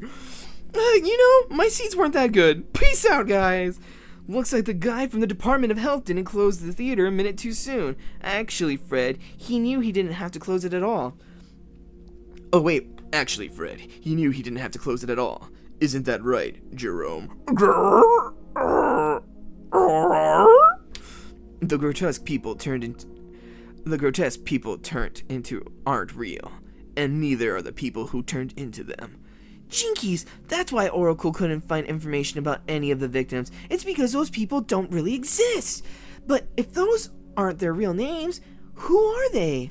The clue is in their phony names. Not to mention the fact that only one of our old villains could make these kinds of monstrous transformations. I know who it is! Hugo Strange and his Monster Men, Professor Milo and his Were Creatures? Okay, a few of our old villains could do that, but no. There's only one who can change himself without using super scientific machinery or serums, a former actor named Ballas Carlo, who's better known as Clayface! Gulp!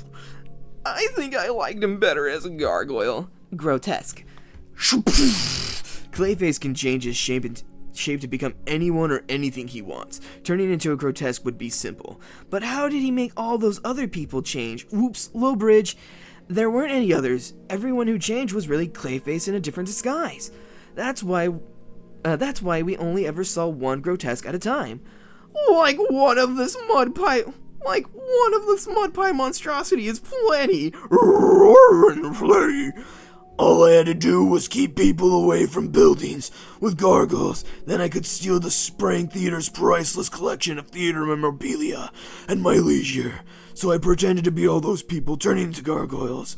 I tipped off the news stations for publicity to spread the fear. My plan was genius. Really? All that just to rob the theater with your powers? Aren't there easier ways to do that? Daphne does a freaking flying karate kick and gets her leg stuck into Clayface. Certainly, but where would be the challenge in that?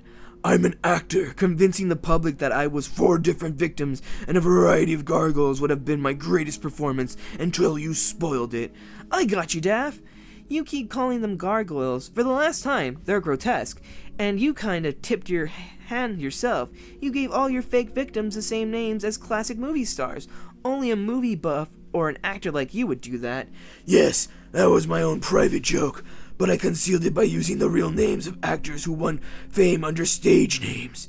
Rodolfo Guglielmini was the real name of silent film star Rudolph Valentino. William Henry Pratt became horror actor Boris Karloff. Marin Robert Morrison was Western icon John Wayne, and Jerome Levitch was comedian Jerry Lewis. They love him in France, you know. But the fame of Basil Carlo shall exceed them all once I crush Batman and Robin. Or not, once we stop you. Inconceivable, no weapon can harm my clay body. Perhaps not, but you still need to breathe. What? Oh, gas grenades. They knocked him out with sleepy gas.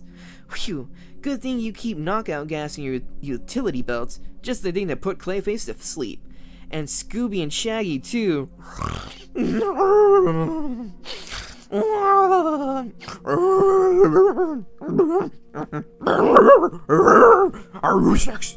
Okay, so Scooby and Shaggy and Clayface are all knocked out. That's hilarious. Next page. Next day. So, you didn't call us to Gotham City to solve a mystery, Mayor Nakano. Not exactly, Daphne, but helping Batman catch Clayface is a perfect example of why I did summon you. Over the past several months, you've done a great deal for the city. In recognition, we wanted to give you Gotham's greatest honor. The key to the city? An all-you-can-eat buffet? No, your own grotesque on the roof of City Hall. Jinkies! Zoinks! They got little statues of themselves looking over the city. Not a bad likeness. It's like not the first time I've been called grotesque. I just hope you don't mind if they get perched on. By pigeons? Not exactly, Shaggy. It's kind of habit. Batman and Robin. They're there posed next to Scooby's grotesque. Oh! Is that the end? Yep. That's the end of the comic. The rest is a supervillain short, and I guess I can read it. It's a real short. Okay, so that's an ad. Okay, keep reading for a preview of Dear DC Supervillains. Okay, she has chaos in human form, trouble walking on 2 legs. Her real name is Harleen Quinzel, but no one calls her that. Instead, she goes by Harley Quinn, and the only thing you ever know for sure about her is that you never know what she'll do next. After a long day of turning Gotham City upside down, she's kicking back at the Hall of Doom, home to the world's fiercest villains. She's on her smartphone, tapping away, and answering texts from fans, foes, and kids who are just curious about a girl who is so good at being bad. Dear Harley, you seem super funny. If this supervillain thing doesn't work out, have you considered a career in stand-up comedy? LOL, Maria Rio. Hey Maria, it's funny you mention it. I gave comedy a try once. Tappity tap tap tap tap tap. Gotham Laugh Shack. Give it up for your next comedian here at Open Mic Night, Harley Quinn! Come on, Harris, you got this. Hey Gotham, more like got ham, am I right? Chirp, chirp, chirp, chirp. Actual crickets. Okay, here's a joke for you. Shuffle, shuffle, shuffle. Why did it... Nah, wait, I mean... Chicken crossing road jokes. Gold. Why did the chicken... Tap, tap. Why did the chicken cross the... To get away from your terrible jokes. Lucky chicken. Guess I'm the only real joker here. Okay, mister, I got a punchline for you. Dun dun dun dun dun. Wha-bam! Oh, damn, she destroys the table with the mic stand. Whoa! Not funny, Harley. So yeah, I tried comedy. I was a big hit. Not sure it's for me, though. I'm not great with criticism. Why do you ask? Harley Q. Stand up for Scouts. Comedy fundraiser for our troop. Celebrities will be invited. Saturday at 7. The Lounge. No reason. Can I interest you in some cookies? Tippity tap. So it's a little girl texting her on computers. Maybe she's like live stream chatting or something. Kid, I'm always interested in cookies. Auto alert. Daily meeting starting 5 minutes ago. Snooze again. Gotta go. The fan mail continues in Dear DC Supervillains. In stores now. Okay, so it's just a funny little fun book for kids. Nice. And that's the end of Batman and Scooby-Doo Mysteries. Oh man, Clayface, you son of a bitch. Clayface, you sneaky son of a bitch. He's always up to no good, guys. Shabam. Okay. That's the end of that comic book. Blah, blah, blah, blah, blah, blah. Okay, so on to the last comic book that I have. Blue Beetle, issue 8. Natita no more. Oh no. What's happening? Let's find out. My name is Roma Juaro Lopez, but to this insane world, I am Natita, a champion of the horizon. But in reality, I feel like anything but a hero. Back in Bloodhaven, I was a rising star with a good life. My punk mixes were starting to get streamed all over the country. I had a future. They all changed when fate, in the form of a sentient space beetle, found its way onto my arm and changed my life forever. The future was over. With the beetle, I had strange new powers, but also an alien intelligence influencing my every thought. Noldar convinced me the Blue Beetle was a threat to the horizon to Earth. It was wrong. Later, fighting the Blood Scarab scared the hell out of me, and from what I could tell, the boy in the suit was just like me, a victim for the beetles to use however they wanted. I won't let that happen to me. So when Victoria Cord gave me a chance to walk away from this life, I took it. I hope Xiomara and Jaime understand I never wanted to be a superhero. I'm just not cut out for it. Okay. I just want to be myself again. Javier. Caifre. No, stay back. There's no escaping Jaime Reyes. Death is forever. Kaji! Okay, so Jaime Reyes just woke up from a bad dream and he broke a glass cup. And, Estrella Plaza. Look, it's him. Jaime, you're back. Uli, I need to speak to your father. It's about the scarab. Oh, he's inside the ship now. Okay, whoa, it's a giant alien spaceship. Wait for a moment. I haven't seen you since our battle with the Blood Scarab. It's been weeks. What happened? Where did you go? Even if I tried to explain it to you, I'm not sure it'd make sense. In the battle with the Blood Scarab, I'd hope you know what you did was necessary. You saved us all. It's over, but I still don't feel like it. I wish I knew how to make these thoughts go away. Do you want to talk about it? Huh? That's how humans resolve these situations, isn't it? Have circular conversations until one of you surrenders? That's what the wives on your televisions seem to do. Sometime soon, okay? I appreciate it, though. Very well, but I will make sure you honor that commitment. Looking forward to it. So Blue Beetle flies away, and Ulia is like this alien race, and she's standing there looking all cute.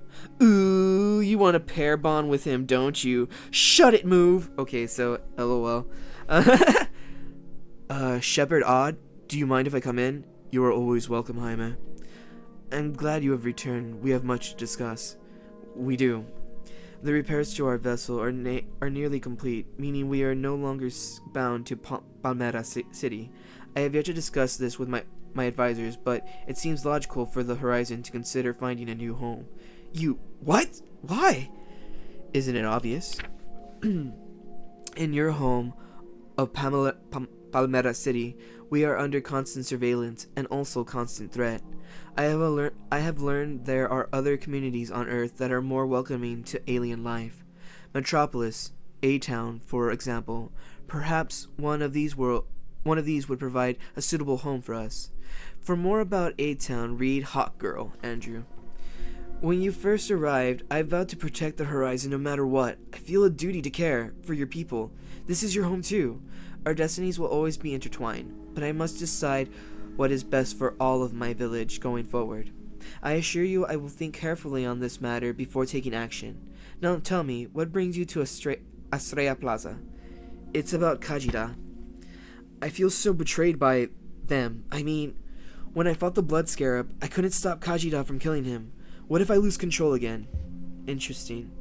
Whatever made you think you had control in the first place? Dynast and Natita are also bound to their beetle, but you and Kajira are fused on an even deeper neurological level. It is not a matter of simple control, but rather communication, willpower, and trust define your relationship. And when you activate your legato armor, that bond grows even stronger.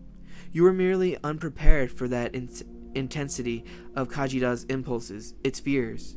That emotional force will be the case whenever you take on any of your advanced combat forms. My what? You still have much to learn about the full potential of your scarab, Jaime. Be patient. And until you two once again find that trust, I would advise against transforming into your legato armor. I see. Do not let this complication eat at your resolve. Together, you and Kajira have accomplished far more than... Jaime? Thank God you returned. Xiomara? What's the matter? It's Roma. She's left, and she's not coming back. Huh? Dun dun dun dun dun dun dun dun dun dun. Cord Industries has once again done the impossible. Tonight, I will unveil groundbreaking security technology that promises to defend Palmera City and the planet from threats both alien and terrestrial. No longer will we have to rely on outsiders to look after us. Cat, Grant, Daily Planet, Miss Cord, this announcement is suspiciously timed to a pending congressional review of Cord Industries' satellite defense array. Are you hoping to distract the public and shareholders from the potential legal issue? Hardly. This advancement has been in development for quite some time. The timing of this with that meritless inquiry is a simple coincidence. Tawny Young, CBS. Reports indicate your brother hasn't been seen in months. Care to divulge where Ted Cord is? Next question. Jack Ryder, WHAM News. My loyal viewers share your anti-metahuman, anti-alien views. Can you give them any hints of what surprises we can expect tonight? Wait and see, Jack. I'll just say this evening's event will get people talking for a long time to come. I'm sure it will, Victoria. I know her persona is just a front. She's a bloodthirsty billionaire like the rest, concerned with profits above all else, playing with people's lives like they're nothing. What Ted Cord did to my father is unforgivable, but what she's done since is even worse. Recklessly launching orbital weapons against the city itself. With my dad's advanced tech, maybe I can finally teach her some respect for the common man. Check out Blue Beetle issue number 15 from 1987, Andrew.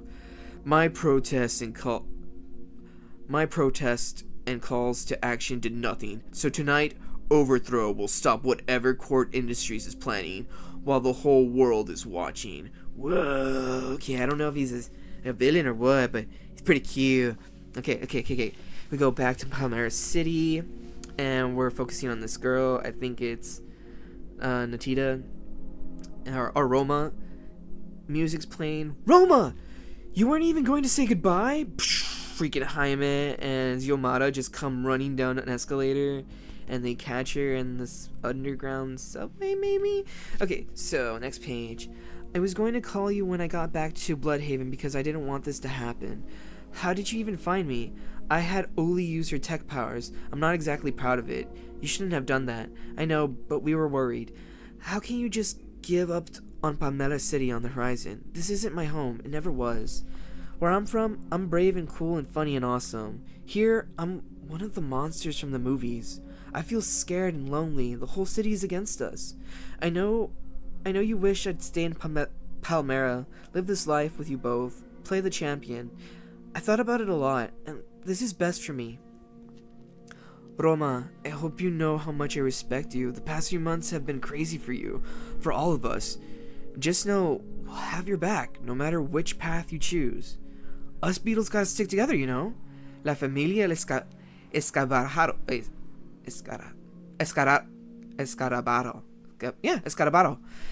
Escarabaro. I don't think you understand. Xiomara, I love you, and Jaime, you're great and all, but when I say I'm out, I mean it. How did you... I asked Victoria to remove the beetle, and it shows her holding up her arm, and it's bruised and scarred and still a little red and scratched up from how they removed the beetle tech from her arm. Noldar is hers now. Dun dun dun dun dun. Estúpida! What were you thinking? When I met you, Roma, I thought I'd met a sister. Becoming Dynastis, protecting an alien race, life chose us to become something more. Here is a chance to make a difference, in a way I never thought possible, in El Salvador. We're heroes. But you threw it all away, and gave it to that woman who imprisoned me. I'm sorry for how things turned out, Jaime, but I need to go catch my train. No, I'm the sorry one. I didn't know how much you were hurting. I'm glad you're back, Jaime. The city needs you more than ever. Goodbye, Roma. Goodbye, Jaime. Bzz, bzz. Brenda, it's a really bad time. Can you call? I'll be real quick, I promise. See, Victoria says she needs you to come to the Soto Science Center tonight around 7. She's making a big announcement. Victoria? Cord? But why would she tell you to tell me? She doesn't even know you. Yeah, about that. What do you mean you're working for her? Dun dun dun dun dun dun. Nightwing, number 113. From Robin to Nightwing, Dick Grayson leapt into the light and battled for Bloodhaven's heart. Be there for what comes next. And then it's just a bunch of Nightwing variant covers. Okay, ooh, I'm almost done with this comic. Okay, so music is playing, and it looks like a big, like theater. Now, if everyone can take their seats, it's time to begin. I don't like this one bit, Buckle. Hey, at least the event is catered. Look at it. Look, it's Brenda. He's eating a hamburger. Hey guys, Brenda. There's a lot you need to know. Can we chat after this? Why start? Don't be like that, Jaime. I didn't get into this situation willingly. What is she doing with Roma's beetle? It's nothing good. Since Ted got injured, she's been off. A recent acquisition has empowered Cord Industries to develop the smartest, strongest, and most adaptable protector in a generation. Clap, clap, clap, clap, clap, clap, clap. By replicating and perfecting advanced alien technology, we have created a fully subservient guardian, the cutting edge of science, and the cutting edge of security.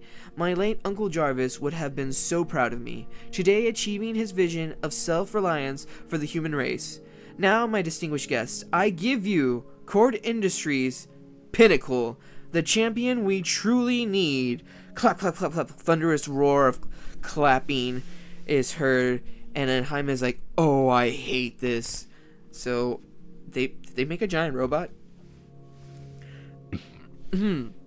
Following the tragedy at Rogers Arena, I took it upon myself to prevent anything like that from happening again. Once activated, this will change the future in ways we can't even imagine.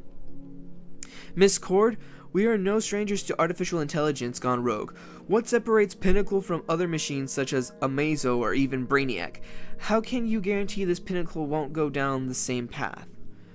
Pinnacle is equipped with several fail-safes, including a self-destruct mechanism if need be. And unlike the machines you mentioned, Pinnacle's ultimate programming directive gives it one heroic purpose, and one purpose alone: protect innocent human lives at all cost. Let me make this perfectly clear. This is not a highest bidder situation. Pinnacle is not for sale, and I expect no return on investment. Pinnacle is a gift for the entire human race. Boom! Kaboom! A giant explosion in the back of the stage happens, blowing Miss Cord, knocking her down and prone, while Pinnacle stands unscathed. Lies! Don't listen to a word she says. We can't let anyone design these weapons of destruction any longer. I care too much about humanity for that. Let history show that Wilfredo Beck Overthrow eliminated both you and this ugly android of yours. Overthrow, is it? I take it you're not open to negotiation. Ready, Kaji? Affirmative, Jaime Reyes. You two get out of here. Pinnacle, activate! Energizing now. Evaluating threat. The android awakens and activates and grabs, what was his name again? Overthrown by the head, picks him up, and, very good, Pinnacle, subdue. What are you gonna do? Pinnacle is literally just holding this man by the head, and as he kicks and tries to grab at the fingers, it's not crushing him or killing him, but he's just there struggling. Okay. Oh god. No! Oh god, she's shocked at what happens. The robot shoots a freaking laser beam and just blasts this dude's arm off. Objective complete. Pinnacle of achievement. Chapter 1. Josh Trujillo, writer. Adrian Gutierrez, artist. Will Quintina, colorist. Lucas Gattoni, letterer. Gutierrez and Luis Guerrero, cover. Tokito Koro, variant cover. Andrew Marino, editor. Katie Kubert, group editor. Awaiting next directive. Next, peak performance. So this freaking Ava looking android literally just picked this dude up by the head, laser beamed his arm off, and then just drops him there because he subdued him. The dude is in pain as he's just there on the ground kneeling, missing his arm. Miss Cord's kneeling there in shocked and disbelief, scared shitless at what she created. And Blue Beetle is like, holy fuck. I already had enough to deal with, now you made this. That sucks. And that's where the comic ends. Where's Wally West, The Flash, number 8? Reads like lightning in a bottle, and there's no better approach to The Flash, comicbook.com. Written by Simon Spurrier, art and covered by Ramon Perez. Wow. Wait, when does the next issue come out? It didn't say. It just says next peak performance. That's the end of Blue Beetle issue number 8. So, Natita no longer has her beetle. Roma isn't part of the Beetle Squadron. And they used her beetle to create an android. Yeah, they didn't get what they wanted. I'm excited. That's actually it looks like things are heating up and shit's about to get chaotic and shit's about to go down. Anyway, that's the end of my afternoon stream. I hope you enjoyed me just reading my comics. I'll see you guys tomorrow morning, and I'll be back playing some more Baldur's Gate, then some Helldivers. We'll see.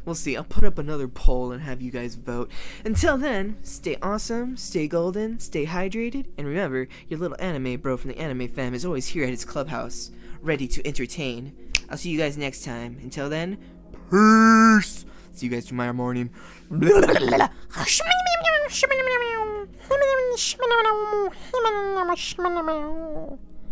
says hi.